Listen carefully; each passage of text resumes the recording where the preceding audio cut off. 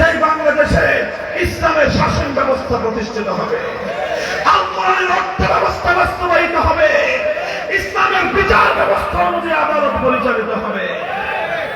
যদি সেটা আমরা করতে পারি, ইনশাআল্লাহ সত্যিকার অর্থেই সমৃদ্ধশালী একটি বৈষম্যহীন সোনার বাংলাদেশ আমরা উপহার দিতে পারব। আমি এই হাজার হাজার জনতা বিশাল জনসমুদ্রকে জানতে চাই, আপনারা কি সেই নতুন আল্লাহর কোরআনের এক সম্ভাবনাময় বাংলাদেশ দেখতে চান? আল্লাহ আপনাদেরকে কবুল করুন। আখেরি পয়গাম, মুহতারাম হাজিরিন, জুলাই বিপ্লব হয়েছে সেই পরিবর্তনের দিকে যাত্রা শুরু করার জন্যই। তাই আমরা চাই এই জুলাই বিপ্লবকে বাংলার মাটিতে প্রতিষ্ঠিত করতে হবে। জুলাই সনদ, আগামী নির্বাচন যেটা আসতেছে সেটা শুধু প্রতীকের নির্বাচন নয়, এটা জুলাই সনদকে কার্যকর করার নির্বাচন। এই জন্য দুইটা ভোট হবে। কয়টা ভোট?